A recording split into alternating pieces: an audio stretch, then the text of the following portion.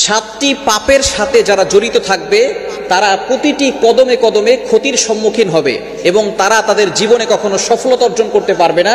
দুঃখ কষ্ট তাদেরকে সব সময় আঁকড়ে ধরে রাখবে। এটা আমার কথা নয়, নবীজি সাল্লাল্লাহু আলাইহি সাল্লাম এই সাতটি অপরাধ থেকে দূরে থাকতে বলেছেন, সাতটি ধ্বংসাত্মক বস্তু থেকে দূরে থাকতে বলেছেন। বুখারী শরীফের 2766 নম্বর হাদিসের ভিতরে রয়েছে। হযরত আবু হুরায়রা রাদিয়াল্লাহু আনহু তিনি এই চমৎকার হাদিসটি বর্ণনা করেছেন। নবীজি সাল্লাল্লাহু আলাইহি সাল্লাম একবার বলা শুরু করেছেন সাহাবায়ে কেরামকে সামনে রেখে, ইজতানিবু আস-সাবআল মুবিকাত, অবশ্যই তোমরা বিরত থাকবে সাতটি ধ্বংসাত্মক বস্তু থেকে। এখন সাহাবায়ে কেরাম তো সবসময় জানার জন্য আগ্রহী থাকতেন। সাহাবায়ে কেরাম বলতেছেন, ক্বালু ইয়া রাসূলুল্লাহ ওয়া মা হুন্না, ইয়া রাসূলুল্লাহ, সকলে তারা বলা শুরু করছে, ইয়া রাসূলুল্লাহ সেগুলো কি কি? তখন নবীজি সাল্লাল্লাহু আলাইহি সাল্লাম বলা শুরু করেছেন সাতটি জিনিসের কথা। এই সাতটি জিনিস, বিশেষ করে আরো অনেক অপরাধ আছে, সকল অপরাধ থেকে আমরা দূরে সরে আসবো। তবে নবীজি সাল্লাল্লাহু আলাইহি সাল্লাম এই হাদিসের ভিতরে সাতটি অপরাধের কথা, সাতটি পাপের কথা বলেছেন। যারা এগুলো থেকে দূরে থাকবে তারাই কেবল সফলতা অর্জন করতে পারবে, আর যারা এগুলোর ভিতরে থাকবে তাহলে কিন্তু তারা কখনো সফলতা অর্জন করতে পারবে না। সব সময় তাদের জীবনে কষ্ট, তাদের জীবনে দুঃখ লেগেই থাকবে। নাম্বার 1, নবীজি সাল্লাল্লাহু আলাইহি সাল্লাম বলছেন আশিরকু বিল্লাহ, আল্লাহর সাথে কাউকে শরীক করা। আল্লাহর সাথে কাউকে শরীক করা যাবে না। আল্লাহ তাআলা পবিত্র কোরআনুল কারীমের ভিতরে নিজেই বলে দিয়েছেন, 5 নম্বর পারার 5 নম্বর পৃষ্ঠার 4-5 নম্বর লাইন, সূরা নিসার 48 নম্বর আয়াতে আল্লাহ বলছেন, ইন্নাল্লাহা লা ইয়াগফিরু আন ইউশরাকা বিহি ওয়া ইয়াগফিরু মা দুনা যালিকা লিমান ইয়াশা।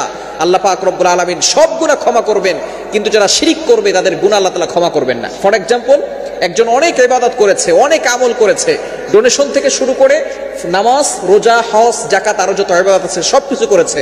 ফাইনালি সে যদি শিরক করে ফেলে, তার যত আমল আছে সব আমল কিন্তু ধ্বংস হয়ে যাবে। ঠিক তদ্রুপভাবে এজন্য আমাদেরকে স্মরণ রাখতে হবে এই সাতটি গুনাহ থেকে আমরা বাঁচবো। 1 নম্বর হচ্ছে আশিরকু বিল্লাহ, শিরক থেকে বাঁচা, আল্লাহ তাআলার সাথে কাউকে অংশীদার করা যাবে না।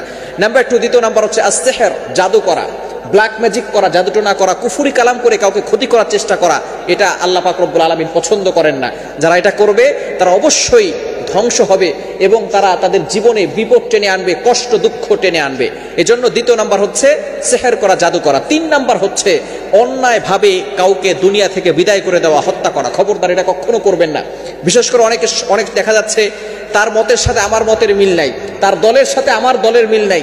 আপনি আপনার নেতার কথা শুনে আপনি একজন নিরীহ মানুষকে দুনিয়া থেকে বিদায় করে দিলেন, কেন তাকে মারছেন সেটাও আপনি জানেন না।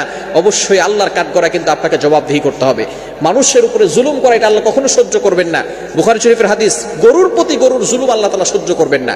দুনিয়ার ভিতরে যদি কোনো গরু অন্য গরুর উপরে আক্রমণ করে, যে গরুর শিংটা বড় ছিল, এই গরুটা যদি এমন একটা গরুকে আক্রমণ করে, আল্লাহ তাআলা কিয়ামতের ময়দানে 2টা গরুকে উঠাবেন এবং ওই ছোট শিংওয়ালা গরুটাকে আল্লাহ তাআলা বড় শিং দিয়ে তারপরে তার জুলুমের প্রতিশোধ নেওয়া হবে। ঠিক তদ্রুপভাবে যারা দুনিয়াতেও কোনো মানুষকে হত্যা করবে, মানুষের উপরে জুলুম করবে, আল্লাহ তাআলা তাদেরকেও কিয়ামতের ময়দানে তার সামনে দাঁড় করাবেন, সেদিন কিন্তু কোনো জবাব দিতে পারবে না।